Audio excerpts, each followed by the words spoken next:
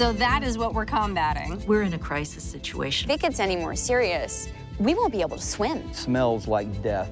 Water is everything. This is disgusting. It angers me. This is the rock star of everything we're doing here. If we do it right, it's a sustainable future. The land that we save is going to have a direct impact on our water quality. We need to act now. My name is Chad Crawford. For the past 15 years, I've introduced viewers to Florida's wild beauty. But right now, the paradise we know and love is being threatened like never before. We are way better than this. Join me as I meet the men and women fighting for our future. We'll dive headfirst into the environmental challenges threatening our way of life. This is our paradise. It's time to stand together to protect what we love.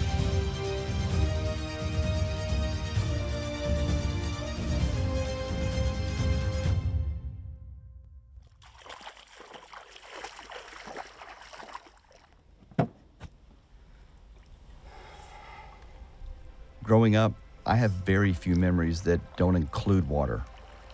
Its tranquil beauty is why so many call it home. But lately, we are experiencing more and more polluted springs, fish kills, algae blooms, obvious signs that something is out of balance. I'm worried our most valuable resource is in trouble.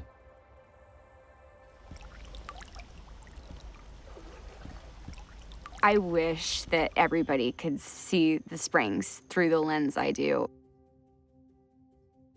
Tessa is an advocate, storyteller, cinematographer, and an impressive freediver. Today I've asked her to show me what an unhealthy spring looks like. But first, we stop at one of her favorite spots to freedive, a spring called Blue Hole in Itchituttony Springs State Park. To warm up, we took a lap around the edge of the spring. Everywhere you looked, there was life.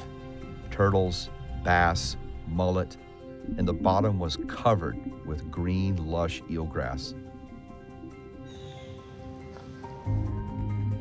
As we moved over the spring's vent, I could feel its power. Blue Hole is a first magnitude spring with an impressive 67 million gallons of water rushing out every day. One of the most unique features and most important features of Florida environment we don't see. It's the Floridan Aquifer, which is this vast underground river of water that runs the entire peninsula.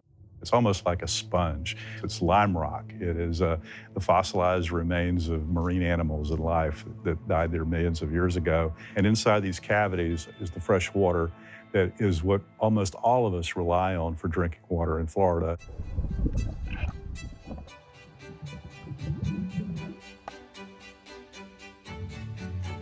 Okay, I'm going down.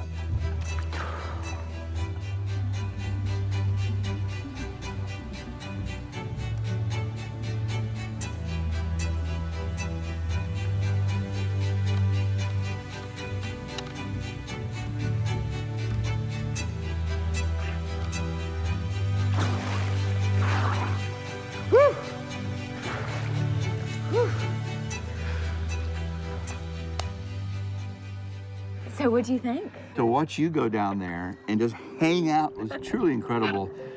I could take a nap if I didn't need to breathe. Is this a healthy spring? Yes, this is a very healthy spring. We can tell because of the amount of eelgrass that we saw and the amount of wildlife that we saw. Yeah. This is just the poster child of a healthy spring. You have such a great spirit about you, a true love for these springs that really comes out. Who is your father? My father's name was Tessa Skiles. He was a cave diver, explorer, a videographer. He spent his entire life dedicated to the conservation and hopeful restoration of Florida springs. How old were you and you found out your dad had passed? Well, I was 17 when my dad passed away. I was back home, and he was off the coast of West Palm Beach filming bull sharks on a National Geographic shoot. He had a rebreather malfunction, and he passed away in 80 foot of water. My dad was my biggest inspiration, and he inspired me to be the young conservationist that I am. I started snorkeling, of course, when I was around 3, and my first time in a scuba tank, I was 6. I hope that he would be proud of the work I am doing. Tessa, we're just coming from Itchituckney. Where are you taking me now? So we are headed to my favorite spring, West Skiles Peacock Spring State Park. This spring, for obvious reasons, is a really special one to me.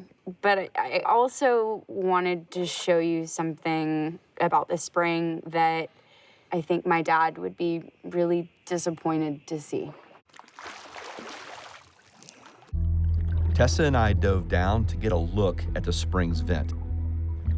The water flow was definitely not as strong as Blue Hole. After a few free dives, Tessa guided me to the other side of the spring, not 20 feet away. This is what I came to see. Everywhere I looked, there was this green floating algae that seemed to be blanketing everything. I've never seen anything like this. A lot of our spring systems, we have attached algae called Lingbia. Those algal species actually will go ahead and smother out good native vegetation, and they will become one species, or basically one piece of the ecosystem. It's so bad here. If it gets any more serious, we won't be able to swim in the springs. I think many Floridians are not aware of the water crisis in this state. And if you look at water supply and water demand, you've got residential development, you have agriculture, but you also have the needs of the environment to keep the environment sustainable. So there's 3 main straws, if you will, going into our water supply, but we're taking it out at completely unsustainable levels. About half of the water we use is going on our lawns. So that's very much a waste. We're all going to have to be better consumers of water, users of water. As water levels drop because we're over pumping, then it exacerbates the water quality issues. As you reduce flow, then you're going to let that algae grow and fill in a spring. Over pumping of our aquifer is just one of the problems. How we use the land above our springs is another. Each spring, the land use around it is different. So in some areas, agriculture might be your biggest source of nutrients. Urban lawns might be. In some areas, septic systems are a bigger part of the problem. A lot of septic systems very close together, that can become a significant source of pollution. It doesn't have to be this way. The absolute wasteland that it looks like now, my dad not be proud of, and I'm brokenhearted.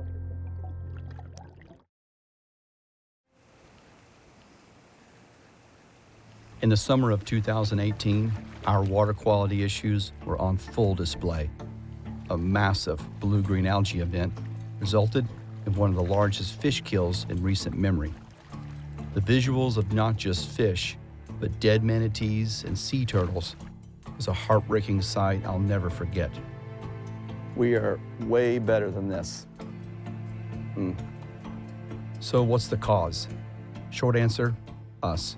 Fertilizer from neighborhoods, agriculture, leaky septic tanks, all finding its way into our water during rain events, and ultimately reaching our fragile coastal estuaries. We have algae in all of our water bodies, so even the toxic algal species that you hear about on the news, those are naturally in our waters. They're just usually naturally at very low concentrations. When we have a bloom of those, the concentration of them increase in those waters, and then we have a problematic situation. The smell is just intense. It smells like death. So what's the solution? Well, first we need less of us in our water. And second, we need more conservation land. What conservation land does is allow for a much greater area for rainfall to hit the surface and to naturally percolate into the soil.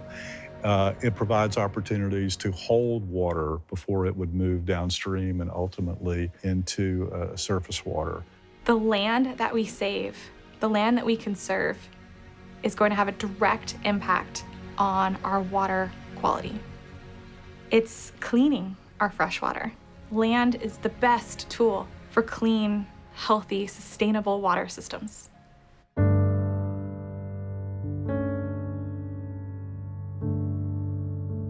Growing up fishing and camping on the Indian River Lagoon, I've seen its demise firsthand. Loss of seagrass, brown, cloudy water. I will say as of late, it has gotten better, but it has a long way to go. The Indian River Lagoon is the most biologically diverse estuary in North America. It's 150 miles long, stretches from up in Volusia County around Ponce Inlet down to Jupiter Inlet at Palm Beach County. It's a special place, but in the last several years, it's been under a lot of stress and strain. I'm riding along with Brevard County resident and environmental specialist Jennifer Thompson. Back in 2011, we were hit real hard with some water quality issues. And so unfortunately, we had massive fish kills. We never experienced anything on that scale before. The community rallied around wanting to do something to stop the pollution in the lagoon. In 2016, Brevard County passed a sales tax expected to raise $500 million over 10 years to fund projects designed to clean the Indian River Lagoon. This half-cent sales tax is the largest locally voted program that we are aware of in the nation. What does success look like? True success for me would be the water quality increases, so that way we have the seagrasses come back, that way we have the biodiversity that we once did. Funds from the sales tax paid for this massive stormwater filtration system known as a baffle box. Jennifer, this is disgusting. What are we looking at here? It is. So all that frothy foam that is dead and some living bacteria. When there are too many nutrients in a water body, those bacteria just thrive. And as it comes into this baffle box, it's capturing that as opposed to it sinking and becoming muck. Other innovative projects include developing septic systems that remove pollution, upgrading wastewater treatment plants, restoring shorelines, removing sludge from the river bottom, installing permeable roads that allow stormwater to seep into the ground and not in the lagoon, and installing denitrification systems that pull nitrogen and clean stormwater like the one in this neighborhood. So we're gonna take a core sample. So this is all stormwater? Yes, coming from the residential side of the city. So Wow. That's all your muck, and the sand is way down here at the very base. Why specifically is this so bad for the environment? So the muck actually re-releases all the nutrients. Oh. So this is definitely not good, not what we want to see. Oh, yeah. That was just right on the surface there. So that is what we're combating. Our project site treats this water, gets rid of a lot of this muck, and we're gonna see downstream just how different it is.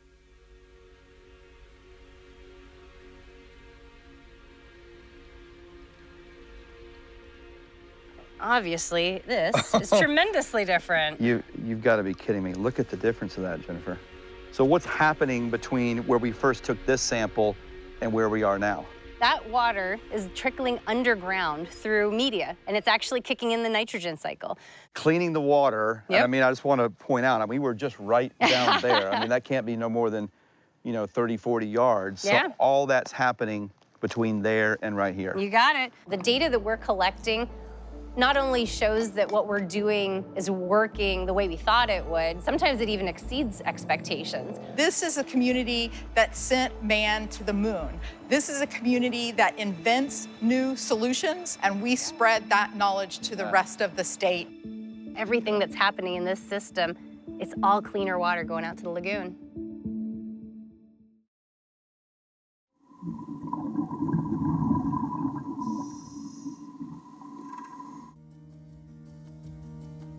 I think it's important for future generations to experience the water.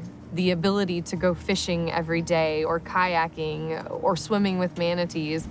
All of those things are incredibly important. What's so special about this place? There's something about the nature coast that is completely different than the rest of Florida. It really hasn't blown up. It's not full of high rises. It's more natural. It's old Florida at its best. Crystal River. Its name speaks for itself. Clear spring water pouring out of 30 springs, adding over 300 million gallons of water into the river every day.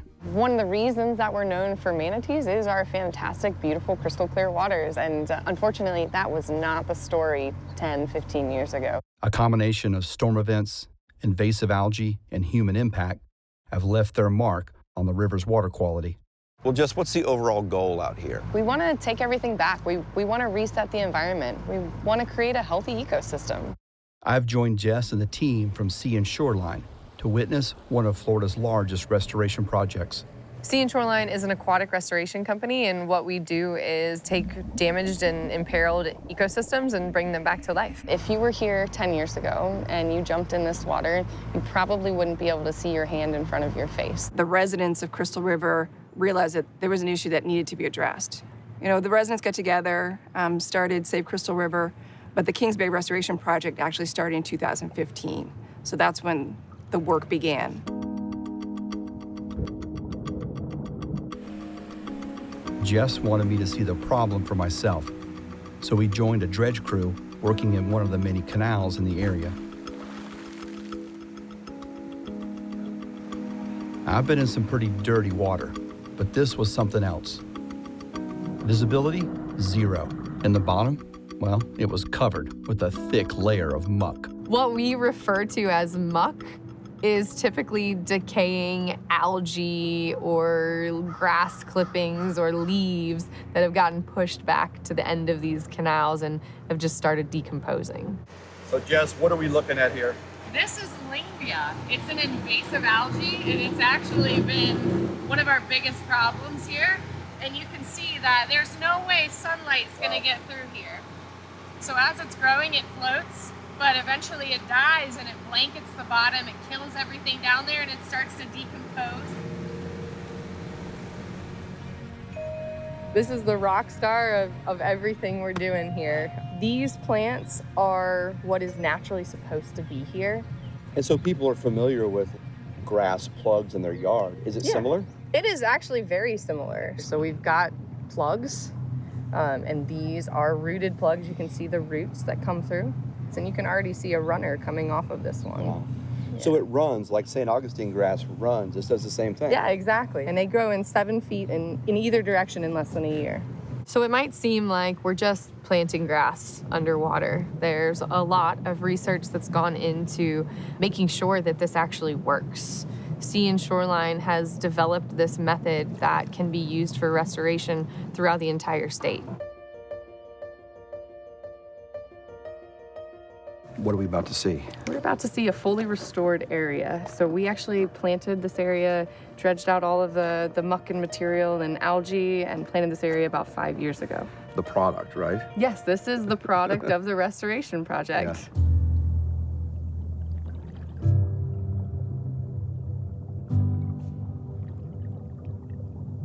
Seeing is believing. I can't believe how green and thick this grass is, and full of life. It's amazing to see the amount of life that this grass is supporting at this point. It's exactly what it's supposed to be, and we can't wait for the rest of Kings Bay to look the same. Oh my gosh, from where we came with all that muck and all that gunk to come here, it's just night and day. And that's what the system is seeing. It's seen a night and day flip. Restoration is really hard work, but the payoff is huge when you see that everything you're doing is really creating a healthy environment for so many different plants and animals and the community around you. It really is super rewarding. It looks a lot like this in about 200 acres of Kings Bay, thanks to natural spread. But we want to continue this. We want to do this everywhere in Kings Bay and beyond.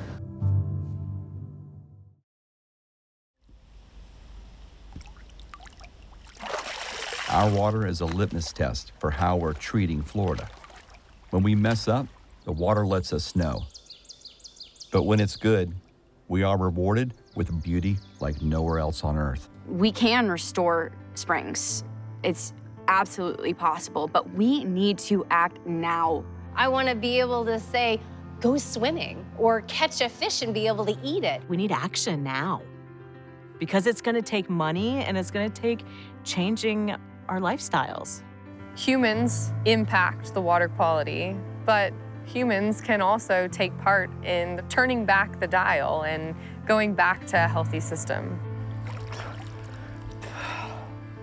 So how do we not mess this up? How do we continue to grow and not impact our waterways? I know we can do it. We have to do it. We all need to pitch in and put less of us into our water. Want to protect our paradise? Visit conservationfla.org.